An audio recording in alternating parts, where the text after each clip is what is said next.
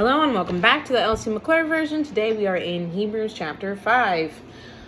So chapter 4 was talking about the high priest. And so Hebrews so far has just been setting up that Jesus is sovereign and he is supreme over all things. And that he truly is the Son of God, but also became lower than the angels for a period of time. So we're going to start in chapter 4 verse 15, and then reading through verses in 5. Okay? Verse 15. For we do not have a high priest who is unable to sympathize with our weaknesses, but one who in every respect has been tempted as we are, yet without sin. Let us then with confidence draw near to the throne of grace, that we may receive mercy and find grace to help in time of need. Verse 1. For every high priest chosen from among men is appointed to act on behalf of men in relation to God, to offer gifts and sacrifices for sins. He can deal gently with the ignorant and wayward, since he himself is beset with weakness.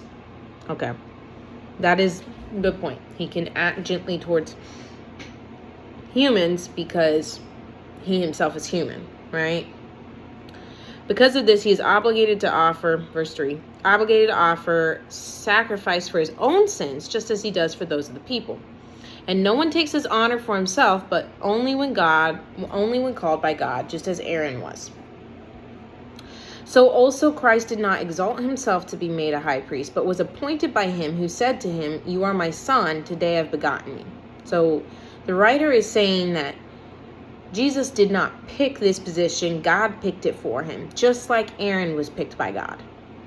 Verse 6, as he also says in another place, you are a priest forever after the order of Melchizedek. Verse 7, in the days of his flesh, Jesus offered up prayers and supplications with loud cries and tears to him who was able to save him from death, and he was heard because of his reverence. Although he was a son, he learned obedience through what he suffered. And being made perfect, he became the source of eternal salvation to all who obey him.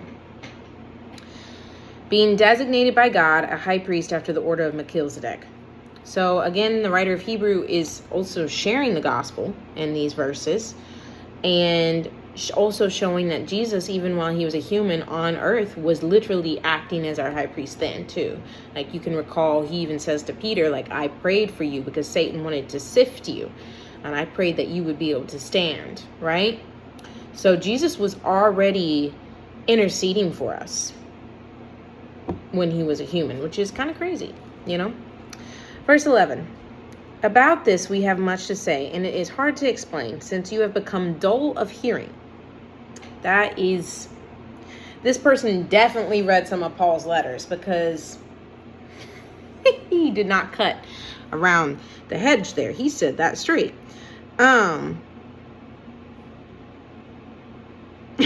Okay, verse 12. For though by this time you ought to be teachers, you need someone to teach you again the basic principles of the oracles of God. You need milk, not solid food. Now, Paul said something very similar to that. He said, you're not eating solids. You still need to be spoon-fed. And this writer is saying the same thing. He's saying you should have been, at this point, a teacher. You should be able to go out and make disciples. But instead, you're no greater than a believer. You don't even know the basic things you believe. So he says you need milk, not solid food. Verse 13, for everyone who lives on milk is unskilled in the world of righteousness, since he is a child. But solid food is for the mature, for those who have their powers of discernment trained by constant practice to distinguish good from evil. But solid food is for the mature, for those who have their powers of discernment, to be able to discern between false teaching, to be able to discern between spirits, to be able to discern the will of God. All of that's discernment. And you need to be able to eat solid food to be able to even train those. Trained by constant practice to distinguish good from evil. That's the basic point of discernment, is to distinguish between good and evil.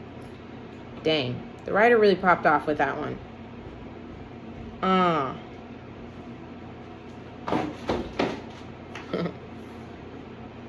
All right. Well, we're not going to go into chapter 6 just yet, even though it does easily continue into that.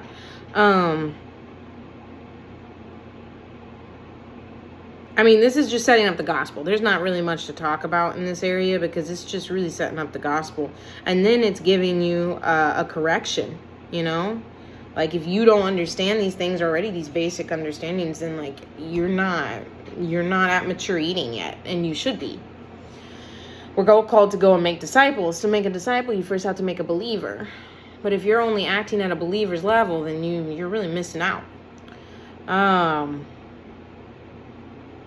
Yeah, I would just encourage you today to ask the Lord to give you a deeper level of discernment and wisdom so that you can distinguish between good and evil, but also that you're at that place of maturity, and maturity in the word of righteousness, to be skilled in the word of righteousness.